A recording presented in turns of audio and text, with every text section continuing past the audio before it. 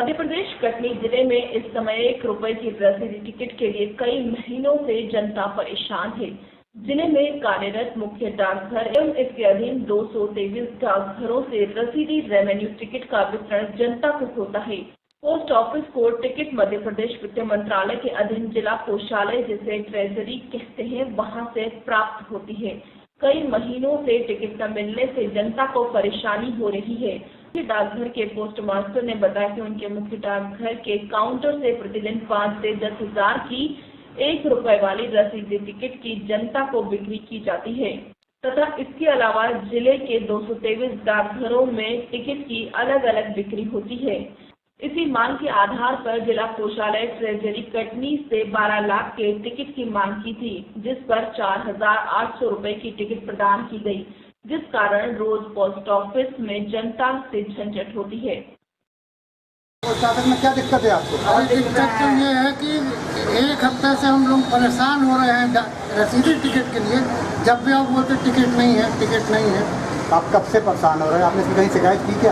अरे हमने तो कलेक्टर में जन सुनवाई में भी शिकायत करी है, बोले कि देखेंगे। अब पता नहीं किस तरीके से देखते हैं वो साहब हमारे। और कहीं इसकी शिकायत आपके द्वारा? अरे मेरे द्वारा कब किससे शिकायत करूँ? मैं कलेक्टर है, उनसे तो बोला हूँ कि भाई हमें टिकट नहीं मिल रही है, रसीदी टिकट, उसकी व्यवस्था बनाइएगा। कब से परेशान है आप? 1 महीने से परेशान हूँ मैं। पूरा नाम क्या है आपका? संतोष कुमार। वहीं जब ट्रेजरी ऑफिसर वाईडी खेमरिया से बाइट लेनी चाही तो वह कार्यालय में नहीं मिले। वहां के कर्मचारी ने बताया कि ट्रेजरी ऑफिसर जबलपुर गए हैं। जब उन्हें फोन किया गया तो उन्होंने फोन भी नहीं उठाया। वहीं जब अन्य कर्मचारियों से बात करनी चाही तो वह कैमरे के सामने बात करने को तैयार नहीं थे। हर वित्तीय काम के लिए 1 रुपए की रसीदी टिकट की जरूरत सभी को पड़ती है और सरकार को उस टिकट के बिक्री से लाखों रुपए का राजस्व प्राप्त होता है।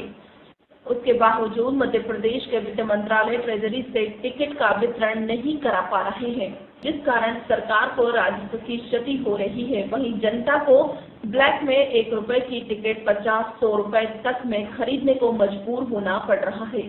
सरकार में बैठे अधिकारियों को देखना चाहिए कि टिकट की सप्लाई आखिर क्यों नहीं हो पा रही है। कहीं ऐसा तो नहीं कि टिकट की सप्लाई ट्रेजरी से कम कर रही, कहीं टिकट की कालाबाजारी करने का कोई गिरोह सक्रिय तो नहीं है जो जानबूझकर रेवेन्यू रसीदी टिकट की सप्लाई ट्रेजरी से पोस्ट ऑफिस तक जानबूझकर कम करवा रहा हो।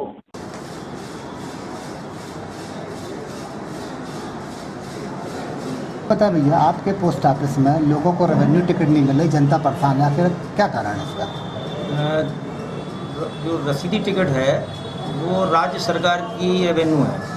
डाकघर जो है उसको 10% कमीशन पर राज्य शासन की ओर से बेचने के लिए अधिकृत है और ये टिकट अधिकांश समय कलेक्ट्रेट में जो ट्रेजरी है वहाँ से ही यहाँ प्राप्त होती है। हमको स्टेट बैंक में एडवांस में पैसे जमा करना पड़ते हैं और उसके बाद मुझे ट्रेजरी से वो टिकट मिलती है, जो कि अक्सर नहीं मिलती है। उसका कारण ये है कि ट्रेजरी वाले कहते हैं कि हमारे पास उसकी उपलब्धता नहीं है। वो उनको कहना है कि हमको जबलपुर से मिलती है। अब जबलपुर कहाँ से आती है तो मुझे नहीं मालूम और इस बात की हमेशा तकलीफ बनी रहती है। जनता ये समझती है कि ये टिकट मतलब डाकघर, तो बाकी जो डाक टिकटें हैं उसके लिए डाकघर अक्षरतः जिम्मेवार रहता है कि उसकी कमी ना होने पाए और जिसकी कभी कमी नहीं रहती। लेकिन रसीदी टिकट की अधिकांशतः कमी बनी रहती है। मुख्य कारण यही है कि राज्य शासन की तरफ से वो समय पर हमको उपलब्ध नहीं हो पाती है। पूर्व में भी ऐसा कई बार हुआ है कि डाकघर ने पैसे भी एडवांस में जमा करके रखे थे, तो भी कई माह तक जो है ट्रेजरी कटनी से हमको टिकट प्राप्त न होने के कारण हम जनता की सेवा नहीं कर पा रहे थे। तो अभी आपने ट्रेजरी में कब पैसा जमा किया है? अभी हमने उनसे डिमांड काफ़ी बड़ी मात्रा में टिकट लेने के लिए की थी, क्योंकि ये जो हेड पोस्ट ऑफिस है इसके अंतर्गत 223 छोटे बड़े डाकघर और हैं जिनको यहाँ से सप्लाई की जाती है। तो हमने उनसे बोला था कि हमें 12 लाख की कम से कम रसीदी टिकट चाहिए। तो उनने से बोला कि हमारे पास 4,800 रुपये की डाक रसीदी टिकट है, तो 4,800 रुपये आप जमा करिए। तो अभी हमको पिछले महीने 4,800 रुपये की मात्र रसीदी टिकट प्राप्त हुई थी। 12 लाख में 4,800 रुपये की? और वो एक दिन के लिए भी नहीं पूछ पाती। काउंटर में एक दिन की बिक्री कभी कोई 5-5 से 10-10 हज़ार रुपये पर डे हो जाती है। दूसरा, छोटे ऑफिसों को भी हम आज काफ़ी लंबे समय से सप्लाई नहीं कर पा रहे हैं, क्योंकि हमारे पास डाक टिकट जो रसीदी डाक टिकट है रसीदी टिकट है वो ट्रेजरी से प्राप्त नहीं हो पा रही है। इसका सीधा कारण क्या ट्रेजरी वाले ही जानबूझ के नहीं दे रहे क्या? अब इसका कारण क्या है ये तो मैं नहीं बता सकता, लेकिन ये बात सही है कि ये जनता से जुड़ी हुई बहुत बड़ी मांग है। उस समय पर रसीदी टिकट उपलब्ध होना ही चाहिए और इसमें राज्य शासन के भी रेवेन्यू का नुकसान हो रहा है, पोस्ट ऑफिस का भी कमीशन का नुकसान हो रहा है। जैसा कि मैंने आपसे पूर्व में बताया कि हम 10% कमीशन पर ये रसीदी टिकट विक्रय करते हैं राज्य शासन की ओर से। मध्य प्रदेश कटनी से यश खरे की रिपोर्ट। मध्य प्रदेश के कटनी जिले में कुछ दिन पहले जिले की शराब दुकानों पर ठेका हुआ था, जिसमें शराब ठेकेदारों ने कैनरा बैंक जबलपुर के बैंक की डिमांड ड्राफ्ट बोली के पूर्व जमा किया था, जो क्लियरेंस के लिए आबकारी विभाग ने भारतीय स्टेट बैंक ऑफ इंडिया की मुख्य शाखा कटनी में गया। बैंक ने 7 करोड़ के ड्राफ्ट को संदिग्ध मानते हुए क्लियरेंस नहीं किया। 20 दिन तक संदिग्ध ड्राफ्ट का भुगतान शासन के खाते में नहीं आया, जिसको लेकर प्रशासन में हड़कंप मच गया कि शराब ठेकेदारों के सीबीआई ने प्रशासन के 7 करोड़ रुपए दबाए हैं। जब खबर मीडिया को लगी तब मध्य प्रदेश के आबकारी आयुक्त राकेश श्रीवास्तव ने 24 घंटे के अंदर कलेक्टर कटनी से तलब की रिपोर्ट। आबकारी deputy commissioner Sanjay Tiwari Jabalpur draft की जांच के लिए 20 अप्रैल 2016 को कटनी पहुंचकर आबकारी विभाग ने जांच शुरू की। क्या जांच की यह खुलासा अभी तक नहीं हुआ है। ऐसा बताया जाता है कि इसमें बड़े बड़े लोग शामिल हो सकते हैं। यह तो जांच के बाद ही चेहरे बेनकाब होंगे। यदि जांच सही तरीके से हो गई तो शराब सिंडिकेट को लग सकता है झटका। यहाँ पर बैंक ऑफिसरों एवं आबकारी में पदस्थ कर्मचारियों और अधिकारियों की भूमिका सवालों के घेरे में है कि इन लोगों ने अभी तक पुलिस में ठेकेदारों के खिलाफ प्राथमिकी दर्ज क्यों नहीं कराई तथा आबकारी विभाग ने जब तक ट्रक का भुगतान आबकारी के खाते में नहीं आया तब इन्होंने शराब ठेकेदारों का एग्रीमेंट रद्द क्यों नहीं किया तथा लगातार वेयर हाउस से शराब की सप्लाई भी क्यों की जा रही है। हम तो बैंक के खिलाफ करवाएंगे। बैंक के खिलाफ बैंक के खिलाफ बिल्कुल आपको बैंक ने जारी की है तो आपको बैंक को विश्वास ये समझ में तो ये कार्रवाई आपका कब तक है? मध्य प्रदेश कटनी से यश खरे की रिपोर्ट।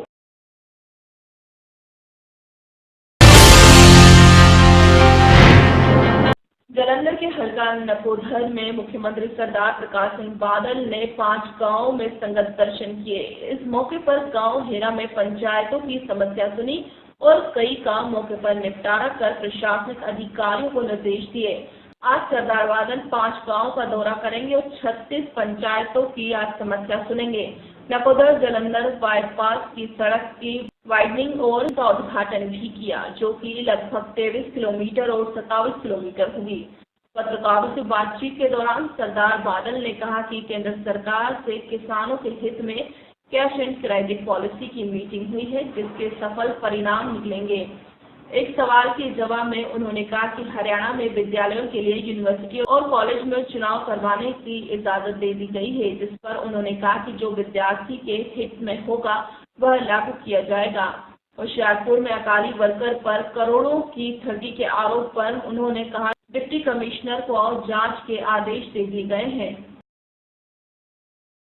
आज मीटिंग रखी है जी, आज जो सारे निर्णय लेंगे। ਅੱਜ ਉੱਥੇ ਸਾਡੇ ਫੂਡ ਮਿਨਿਸਟਰ ਫਾਈਨੈਂਸ ਮਿਨਿਸਟਰ ਤੇ ਉਹਨਾਂ ਵੱਲੋਂ ਸਾਰੇ ਸਰ ਉਹਨਾਂ ਵੱਲੋਂ ਕੋਈ ਇੰਸ਼ੋਰੈਂਸ ਆਈ ਹੈ ਕਿ ਜਿਹੜੀ ਜੋ ਪੁਰਾਣਾ ਡਿਸਪਿਊਟ ਹੈ ਉਹ ਸੋਲਵ ਕਰਨ ਨੂੰ ਤਿਆਰ ਹੈ? ਜਿਹੜੀ ਹਮੇਸ਼ਾ ਪੰਜਾਬ ਦੇ ਲੱਗਦਾ ਕਿ ਪੰਜਾਬ ਨੇ ਘਪਲਾ ਕੀਤਾ। ਘਪਲਾ ਕੋਈ ਨਹੀਂ ਹੋਇਆ ਜੀ। ਦੇਖੋ ਇੱਕ ਮੈਂ ਬੜਾ ਕਦੇ ਘਪਲਾ ਹੋ ਸਕਦਾ ਨਹੀਂ ਐਲੀਗੇਸ਼ਨ ਇਹ ਮੇਰੀ ਗੱਲ ਸੁਣਾ ਐਲੀਗੇਸ਼ਨ ਤੁਸੀਂ ਆਖਦੇ ਵੀ ਮੈਂ ਸੰਗਤ ਦਰਸ਼ਨ ਵੀ ਘਪਲਾ ਕਰ ਰਿਹਾ ਤਾਂ ਤੁਹਾਨੂੰ ਕਿਸੇ ਨੇ ਰੋਕਣਾ? ਆਜ਼ਾਦੀ ਹੈ ਇਹ ਜੀ। ਘਪਲਾ ਤਾਂ ਹੋਵੇ ਨਾ ਜਿੰਨੀ ਖਰੀਦ ਹੋਵੇ ਅਗਾਂਹ ਨਾ ਅੱਗੇ ਗਈ ਹੋਵੇ। ਇਹ ਤਾਂ ਸਿੱਧਾ ਹਿਸਾਬ ਹੈ, ਖਰੀਦਦੇ ਆ ਤੇ ਗਾਹ ਦਿੰਦੇ ਆਪਾਂ ਤਾਂ ਏਜੰਸੀ ਵਰਕ ਕਰਦੇ ਨਾ ਤੇ ਘਪਲਾ ਇਹਦੇ ਕੀ ਹੋਣਾ। ਤੇ ਬਾਦਲ ਸਾਹਿਬ ਇੱਕ ਪਿੰਮਸ ਦੇ ਵਿੱਚ ਕੱਲ ਸੈਲਫੀ ਲੈ ਗਈ ਹੈ ਆਪਰੇਸ਼ਨ ਥੀਏਟਰ ਦੇ ਵਿੱਚ। ਹਾਂਜੀ ਸਰਕਾਰੀ ਹਸਪਤਾਲ ਪਿੰਮਸ ਦੇ ਵਿੱਚ ਇੱਕ ਸੈਲਫੀ ਲੈ ਗਈ ਹੈ ਡਾਕਟਰਾਂ ਦੇ ਡਿਊਰਿੰਗ ਆਪਰੇਸ਼ਨ ਟਾਈਮ ਤੇ। ਕੀ ਲਈ ਗਈ ਹੈ? ਸੈਲਫੀ ਲਈ ਉਹਨਾਂ ਨੇ ਆਪਰੇਸ਼ਨ ਕਰਦਿਆਂ ਹੋਇਆ। ਜਿਹੜੀ ਮੋਦੀ ਸਾਹਿਬ ਲੈਂਦੇ ਜੀ ਫੋਟੋਆਂ ਲੈਂਦੇ ਇੱਕ ਆਪਰੇਸ਼ਨ ਕਰਦੇ ਹੋਏ ਸੈਲਫੀ ਲੈ ਗਈ ਪਿੰਮਸ ਹਸਪਤਾਲ ਦੇ ਵਿੱਚ। ਫੇਸਬੁੱਕ ਤੇ ਅਪਲੋਡ ਕੀਤੀ ਗਈ ਹੈ। ਫਿਰ ਕੀ ਹੋ ਗਿਆ? नहीं सर मेडिकल एथिक्स के खिलाफ है वो। ਖਿਲਾਫ ਸਿੰਘ ਜੀ ਨੇ ਕੀਤਾ, ਮਾੜਾ ਕੀਤਾ, ਜੇ ਚੰਗਾ ਤਾਂ ਚੰਗਾ, ਮਾੜਾ ਮਾੜਾ। ਸਰ ਇਨਕੁਆਇਰੀ ਵਗੈਰਾ ਪਤਾ ਕਰ ਲੈਣੇ ਜੀ। ਆ ਇੱਥੇ ਸਿਵਲ ਸਰਜਨ ਸਾਹਿਬ ਮੇਰੇ ਕੋਲੇ ਨਾ। ਸਰ ਇੱਕ ਹੋ ਰਹੇਗਾ ਜੀ ਆਪਣੇ ਇੱਕ ਚੀਜ਼ ਦੱਸੋ ਜੀ, ਇੱਕ ਇਲੈਕਸ਼ਨ ਦਾ ਦਿੱਤੇ ਗਏ ਰਾਈਟ ਦਿੱਤੇ ਗਏ ਤੇ ਕਿਹਨੂੰ ਜੀ? ਪੰਜਾਬ ਦੀ ਰਾਈਟ ਦਿਓਗੇ ਤੁਸੀਂ? ਕਿਹਨੂੰ ਜੀ? ਵਿਦਿਆਰਥੀਆਂ ਨੂੰ, ਯੂਨੀਵਰਸਿਟੀ ਵਿਦਿਆਰਥੀਆਂ ਨੂੰ ਰਾਈਟ ਦਿੱਤੇ ਗਏ ਹੈ। ਬਈ ਮੇਰੀ ਅਰਜ਼ ਹੈ ਨਾ, ਕੋਈ ਇਲੈਕਸ਼ਨ ਲੜੇ, ਜਿਹੜੀਆਂ ਬੇਸਿਕ ਇਲੈਕਸ਼ਨ ਦੇ ਰੂਲਸ ਹੈ ਅਕਾਰਡਿੰਗ ਟੂ ਇਲੈਕਸ਼ਨ ਕਮਿਸ਼ਨ। ਕੋਈ ਹਰਿਆਣੇ ਦੇ ਚ ਇਹ ਇਲੈਕਸ਼ਨ ਜਿਹੜਾ ਹੈ ਨਾ ਮੇਰੇ ਵਾਸਤੇ ਹੈ ਨਾ ਹਰਿਆਣੇ ਦੇ ਵਾਸਤੇ। ਨਹੀਂ ਸਰ, ਯੂਨੀਵਰਸਿਟੀ ਮੇਰੀ ਗੱਲ ਤਾਂ ਸੁਣੋ ਨਾ, ਜੋ ਇਲੈਕਸ਼ਨ ਕਮਿਸ਼ਨ ਦੀ ਹਦਾਇਤ ਹੋਊਗੀ ਉਹਦੀ ਪਾਲਣਾ ਕੀਤੀ ਜਾਊਗੀ। देखो इलेक्शन कमीशन इंडिपेंडेंट अथॉरिटी है। स्टूडेंट पोल्स है वो स्टेट गवर्नमेंट की अथॉरिटी नहीं जी नहीं। देखो आखिरकार तक कोई अथॉरिटी इलेक्शन कमीशन है, लिंक दो कमेटी के अंदर है जी, वो लिंक दो कमेटी के अंडर हुंदे। देखो इलेक्शन कमीशन हर चीज़ का फैसला करता है इलेक्शन जो फैसला करेंगे सानू मंजूर है। सर एक चीज़ दसो जी, हुशियारपुर तुहाडे अकाली लीडर्स ने मिलकर 100 करोड़ रुपया वो 3 लीडर मिलके और प्रॉपर्टी डीलर नाल खा गए। देखो वो दैट्स एन एलिगेशन। नहीं एलिगेशन नहीं है जी, वो तो तुसीं अखबारां में पढ़ी होनी है। मैं ਉਹਦਾ ਪਤਾ ਕਰ ਰਿਹਾ ਜੀ, ਡੀਸੀ ਸਾਹਿਬ ਨੂੰ ਆਖਿਆ ਉਹਦੀ ਸਾਰੀ ਰਿਪੋਰਟ ਕਰਨ ਦੀ। ਤੇ ਉਹ ਡਿਮਾਂਡ ਵੀ ਕਰ ਰਹੇ ਸੀਬੀਆਈ ਦੀ ਰਿਪੋਰਟ ਹੋਣੀ ਇਹਦੇ ਵਿੱਚ ਹੋਣੀ ਚਾਹੀਦੀ ਇਨਕੁਆਇਰੀ। ਅਸੀਂ ਜੋ ਸਟੇਟ ਗਵਰਨਮੈਂਟ ਹਰ ਚੀਜ਼ ਆਪਣੇ ਫਿਰ ਦੇਸ਼ ਦੇ ਆਪਣੇ ਸੂਬੇ ਦੀ ਕੋਈ ਅਥਾਰਟੀ ਨਹੀਂ, ਸਾਨੂੰ ਕੋਈ ਨਹੀਂ, ਕੋਈ ਅਕਾਲੀ ਕਰੇ ਕੋਈ ਹੋਰ ਕਰੇ, ਜਿਹੜੀ ਗਲਤ ਗੱਲ ਹੈ ਉਹ ਭਾਵੇਂ ਕਾਂਗਰਸੀ ਹੋਵੇ, ਭਾਵੇਂ ਅਕਾਲੀ ਹੋਵੇ, ਭਾਵੇਂ ਕਮਿਊਨਿਸਟ ਹੋਵੇ, ਉਹ ਉਹਦੇ ਤੇ ਐਕਸ਼ਨ ਲੈ। ਤੁਸੀਂ ਸਰ ਕੋਈ ਟਾਈਮ ਬਾਉਂਡ ਇਨਕੁਆਇਰੀ ਮੈਂ ਜੀ ਡੀਸੀ ਸਾਹਿਬ ਨਾਲ ਕੀਤੀ ਹੈ, ਉਹਨੂੰ ਸੱਦਿਆ ਵੀ ਉੱਥੇ ਹੈ, ਗੱਲ ਸਮਝੀ ਵੀ ਹੈ, ਫਰਦਰ ਉਹਨੂੰ ਦੱਸਿਆ ਵੀ ਸਾਰੇ ਤਾਰੋ ਇਨਕੁਆਇਰੀ ਕਰਕੇ। ਮੈਂ ਕੱਲ ਦਿੱਲੀ ਸਾਂ, ਅੱਜ 2 ਦਿਨ ਇੱਥੇ ਹਾਂ, ਜੋ ਹੈੱਡਕੁਆਟਰ ਤੇ ਜਾਊਂ ਪਤਾ ਕਰ ਲਾਂਗੇ।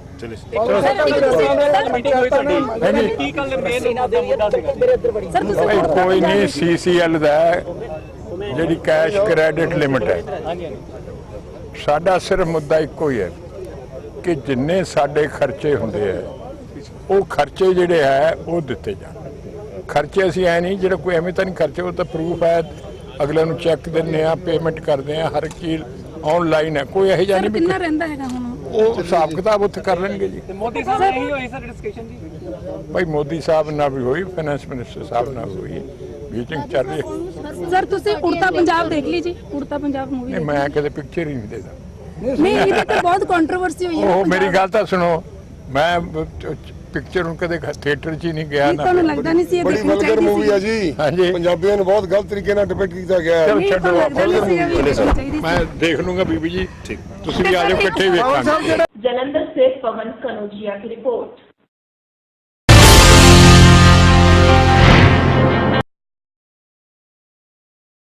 महोबा में पिछले 5 माह पूर्व पेशी से लौट रहा इनामी बदमाश सड़क हादसे का फायदा उठाकर भाग रहा था, जिसे कोतवाली पुलिस ने वाहन चेकिंग के दौरान दबोच लिया। पकड़ा गया बदमाश हिस्ट्री शीटर है, जिसके ऊपर हत्या, लूट जैसे संगीन अपराधों के लगभग 1 दर्जन मुकदमे दर्ज हैं। इस बदमाश के ऊपर 10,000 रुपए का इनाम भी था। बदमाश को पकड़ने वाली टीम को पुलिस कप्तान ने 5,000 रुपए देकर हौसला अफजाई की।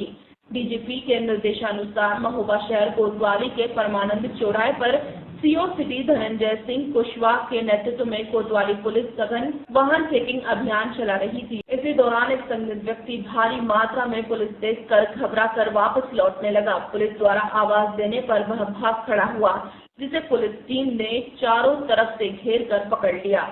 पकड़े गए आरोपी ने अपना नाम राजपुरी बताया। जब पुलिस को पता चला कि वाहन चेकिंग के चलते एक बड़ी सफलता हाथ लगी है। दरअसल पकड़ा गया आरोपी कबरई थाना क्षेत्र के ग्राम मकबरई का निवासी है, जो पिछले 5 माह पूर्व मध्य प्रदेश से पेशी कर लौट रहा था और डीएम बंगले के पास सड़क हादसे में हुई अफरा तफरी का फायदा उठाकर भाग गया था, जिसकी तलाश पुलिस कर रही थी।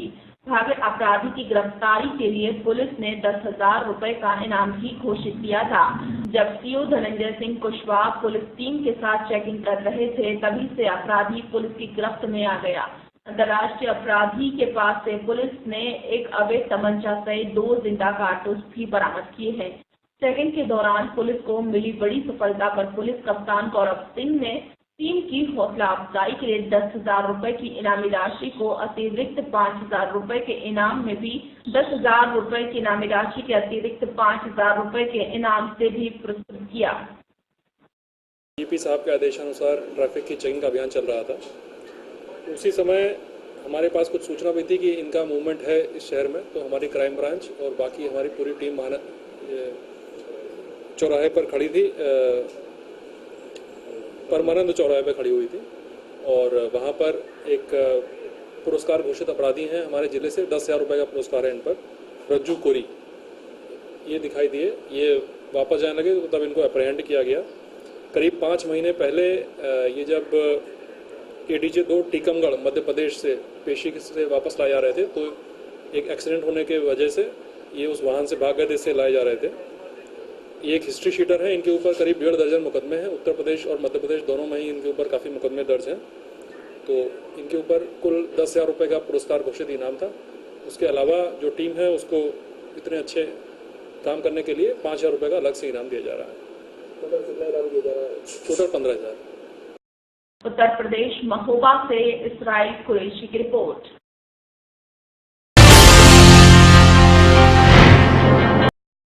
बसपा पार्टी के नेता स्वामी प्रसाद मौर्य को पार्टी से निकाले जाने पर प्रदेश के मऊ जिले में बसपा कार्यकर्ताओं में हंगामा मच गया और जिला उपाध्यक्ष राधेश्याम मौर्य सहित जिले के सैकड़ों कार्यकर्ताओं ने पार्टी को छोड़ दिया। वहीं उपाध्यक्ष और कार्यकर्ताओं में बसपा सुप्रीमो मायावती के खिलाफ आक्रोश इतना बढ़ गया कि बसपा पार्टी और मायावती के खिलाफ जमकर मुर्दाबाद के नारे लगाए।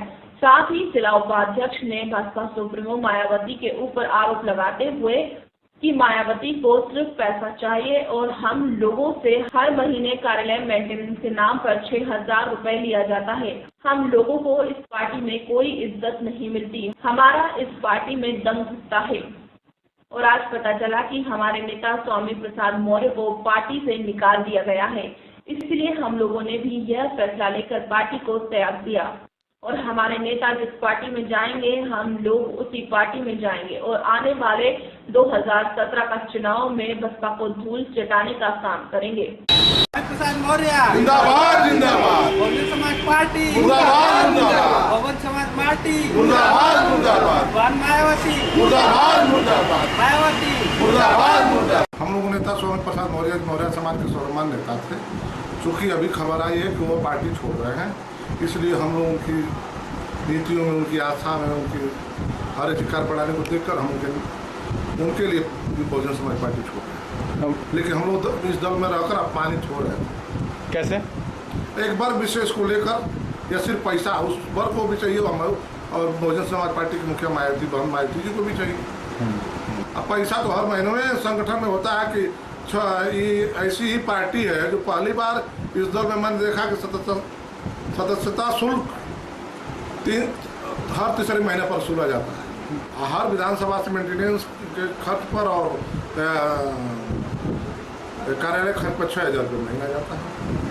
हाँ बहन जी, कार्यालय खर्च के नाम पर जाता है। पैसे की पार्टी, वहाँ पैसे की बात होती है। एक बार हमारे मित्र दिनेश सिंह गए आजमगढ़ मीटिंग में, तो लास्ट में जब हमसे मिले तो मैंने पूछा कि कौन कह रहे यार, कभी देश प्रदेश के बारे में नहीं बात होती है, सिर्फ पैसे की बात होती है।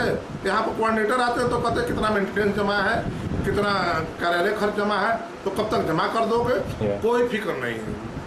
उत्तर प्रदेश मऊ से आसिफ रिजवी की रिपोर्ट। भट्टाचार्य की रिपोर्ट में कहा था कि एयरबेस के साथ लगते इलाकों में आतंकी अभी भी छिपे हुए हैं और वो कभी भी हमला कर सकते हैं। सुरक्षा एजेंसियों से इनपुट मिलने के बाद पठानकोट एयरबेस के साथ लगते गांवों और रिहायशी इलाकों में पुलिस ने सर्च अभियान शुरू कर दिया। एयरबेस पर हुए आतंकी हमले के बाद एजेंसियां पूरी तरह से चौकस हैं। किसी भी प्रकार की सूचना मिलने पर उसकी पूरी गहराई से जांच की जा रही है। भट्टाचार्य की रिपोर्ट के मुताबिक अभी भी आतंकी हमला करने की फिराक में है, जो कि एयरबेस के आसपास छिपे हुए हैं। इसलिए पुलिस और दूसरी सुरक्षा एजेंसियां किसी भी प्रकार का जोखिम लेने के मूड में नहीं है। एसएसपी राकेश कोचर ने अपनी पूरी टीम के साथ मिलकर एयरबेस के साथ लगते पूरे इलाके को सील कर दिया। लोगों के घरों और डेरों की भी तलाशी ली जा रही है। पुलिस प्रशासन अपनी ओर से इस बात की पूरी कोशिश कर रहा है कि आतंकियों को उनके मंसूबों में कामयाब होने से रोका जा सके। पार्लियामेंट कमेटी के हेड सीगे श्री पी भट्टाचार्य को जम्मू स्टेटमेंट दी उन्होंने, तो उन्हें पता लगा कि पठानकोट एयरफोर्स स्टेशन के आसपास पिंडा कुछ आतंकवादी छुपे है। मैं इस बारे सिंस ही सीनियर मैन मैं कोई बहुत और कमेंट नहीं करना चाहता। सो ਅਸੀਂ सोचा कि सर्च करके देख लेने भी की नहीं है। तो अज मेरे सारे ऑफिसर सारे एसओ तकरीबन अभी 300 के करीब अभी हाँ जवान लैके आए फोर्स के। ਅਸੀਂ 25-30 ਪਿੰਡ ਆਸ-ਪਾਸ ਹੈਗੇ ਸਾਰੇ ਰਿਸਰਚ ਕੀਤੇ ਹੈ। ਲੋਕਾਂ ਨੂੰ ਅਸੀਂ ਘਰੋਂ ਘਰੀ ਜਾ ਕੇ ਪੁੱਛਿਆ ਹੈਗਾ, ਗਲੀ-ਗਲੀ ਜਾ ਕੇ ਪੁੱਛਿਆ ਹੈਗਾ ਕਿ ਦੱਸੋ, ਸਰਪੰਚਾਂ ਨੂੰ ਪੁੱਛਿਆ ਹੈਗਾ, ਗੁੱਜਰਾਂ ਡੇਰੇ ਸਰਚ ਕੀਤੇ ਅਸੀਂ, ਕੋਈ ਐਸੀ ਕੋਈ ਚੀਜ਼ ਨਜ਼ਰ ਆਈ ਹੈ किस ने भी इस चीज़ को इनकार किया है। फिर भी असं जागरूक करके आए हैं कि साडा 100 नंबर है, साढ़े एसओ के नंबर ने कि तुहानू कोई भी ऐसी कोई चीज़ सस्पिशियस नजर आती है तो सानू तुरंत इन्फॉर्म करो। बट मैं I will like to place it on record कि पठानकोट बिल्कुल सेफ है, कोई ऐसी गल नहीं है। तो सारिया जड़ियाँ सुरक्षा एजेंसीज ने BSF army Punjab police sari आम बटालियंस बाकी जड़ियाँ होर फोर्सिस ने वो अलर्ट ने। आतंकवाद के दौर कोई पक्का तो कुछ नहीं कहा जा सकता। यू नेवर नो कि बिकॉज ये पहाड़ी ड्राइविंग वाली हाल होती है जरा सी दुर्घटना हुई असावधानी हुई दुर्घटना घटी। But we are fully alert and सानू विश्वास है कि सक्षम है इस चीज़ ऐसी ना कोई सिचुएशन है ना असीं होण देंगे। जो को आया तो वील टेक इट ऑल्सो। जिला पठानकोट की पुलिस द्वारा जो सर्च अभियान चलाया जा रहा है एक बहुत ही सराहनीय कदम है, क्योंकि जिस तरह का पहले एक हमला जो पठानकोट एयरबेस पे हो चुका है उसको देखते हुए ये इनपुट एक बहुत ही अहम रोल अदा करती है। तो पुलिस की जो पेट्रोलिंग है एक हम शहर वासियों के लिए देशवासियों के लिए एक बहुत ही पॉजिटिव चीज़ है, ताकि हमें किसी तरह का नुकसान ना हो सके, देश को किसी तरह का नुकसान ना हो सके। और हमें शहरवासी होने के नाते पुलिस को पूरा कोऑपरेट करना चाहिए, क्योंकि पुलिस जो है अपने जो पब्लिक एरिया है सिविलियन एरिया है उसके आसपास है कुछ पब्लिक के कुछ लोग घबराए हुए हैं, लेकिन घबराने की कोई बात नहीं है। पुलिस हमारे साथ है, इंटेलिजेंस भी हमारे साथ है। हमें पुलिस का साथ देना है ताकि इस तरह की जो पहले घटना हुई है उसको रोका जा सके। पठानकोट से अवतार सिंह की रिपोर्ट।